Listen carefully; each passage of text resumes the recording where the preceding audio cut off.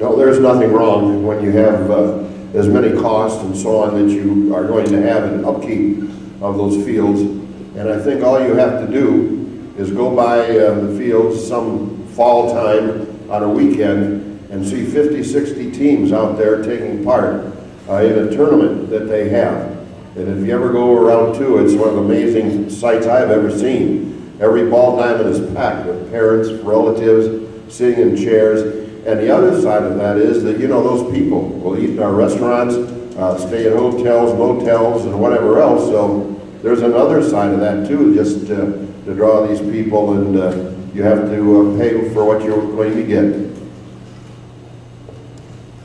From what I understand, we did look at other fees in the surrounding areas and we're in line. Also, as I think Mr. Hartong alluded to, a lot of these people come in from outside the community, so you, the taxpayer, are paying for the infrastructure and the basic maintenance of that. There's a lot of wear and tear in those fields. It would have cost somebody else, probably you, if we didn't look at those fees and adjust them appropriately. It's a user fee that impacts the people that are using it, and as I said, a lot of them are from out of town, and I understand they're in line. I agree with the user fee. I see nothing wrong with it if you want to use the field. It's an expense, mowing, so we have to pay it, so there's nothing wrong with the user fee. The parks, the fields are an asset to the community.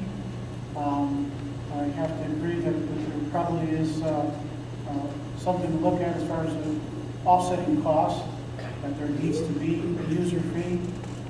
And the point of this, we're a small community, there's a lot of effort to keep those fields up, upkeep on those fields. And there's a lot of interest in using those fields. And so I would assume that, again, offsetting costs, I couldn't tell you whether the fees, user fees that are being charged are in line or not, but it seems reasonable. Well, I'm wondering, glad that Mr. Shiro was here tonight, because I had this question on my website about a week ago, and I didn't have all the information, and that's why I relate to the gentleman that asked the question. But you know, I agree that there should be some sort of nominal fee charged when you are taking the public park out of commission for the rest of the residents. I guess the other side of this would be maybe we need to look a little more closely at all the weekend tournaments that are bringing in the different softball and baseball teams from all over Pennsylvania, Michigan, Indiana, Kentucky, and maybe we can ratchet up some of the costs associated with that to offset and lower some of the costs for the residents of Huron to have their children playing at the same baseball league. Mrs. Shearer, since leaf pickup has been canceled, has the budget been decreased?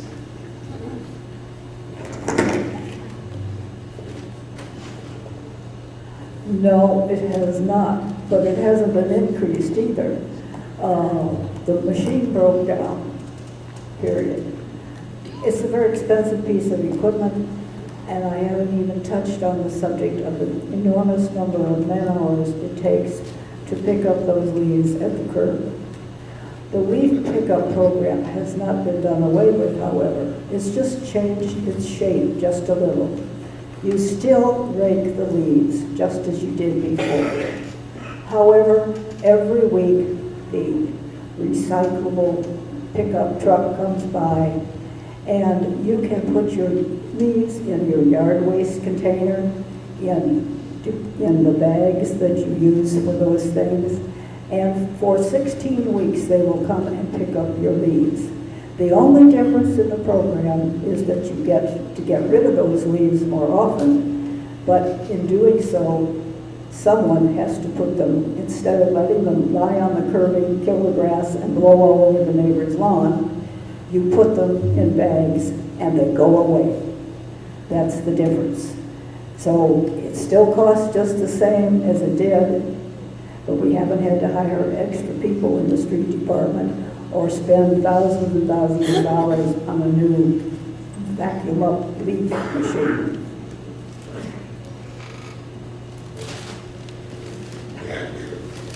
A new leaf machine would cost $80,000. And as Marilyn said, the only difference is you still had to rake them to the curb. Some people are having trouble getting them from the curb into bags or containers. So there is help with, I understand with the high school students that you can tap into if you need that assistance. I think the LEAF program, as it was, just couldn't go on because of the cost involved. Right now, you have pickup every week for 16 weeks. A lot of people have told me that they'd rather have their leaves picked up every week rather than having to rake them out there, watching them blow away with the wind, or not get picked up till February when they're under a pile of snow. Sort of like Perkins Township was last season. Anyway, I think it's a positive move, and I've heard nothing but compliments on what we have done. Yes, the machine that we used is antiquated. They could hardly get it started the last year that they tried to put it in.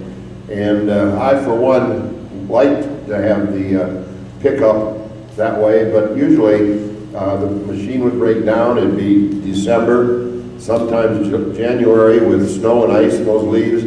And I don't like to do it in the rake any more than anybody else does, but I don't even put them in bags. We just try to rake them and put them on top of the sheet and put the sheet in the car or the truck and go over to Barnes Nursery and drop them off and come back and get another load. So it is an ongoing situation this time of the year. But I think maybe someday with our budgets and so on, if we can keep our head above water, I think maybe we'll see a leaf machine again.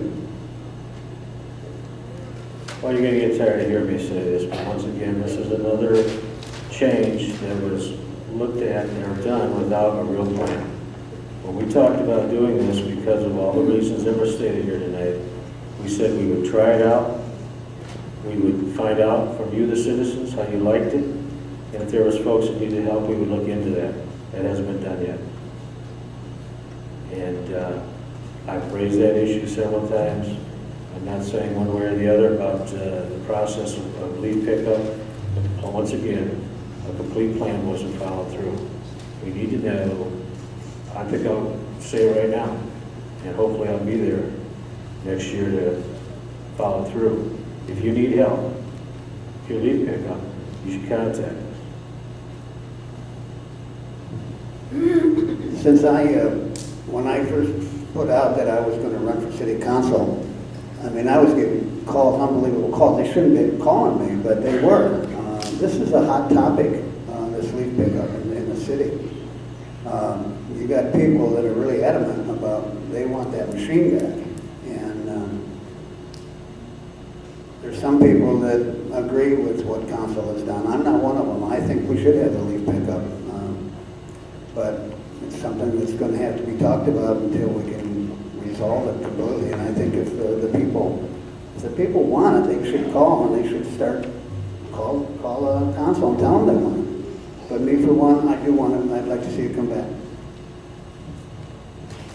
Well, this is definitely one of those community issues, or close to home, so to speak. I would assume there's some cost savings or operational cost savings that from the equipment itself, fuel costs, and the good other probably benefit is that labor that was dedicated to that could be used elsewhere. The costs are still there, but you could apply the labor in maybe a more beneficial or other role. I don't see, there was an effort on the homeowner's part before to either rake or get it to the curb at some point.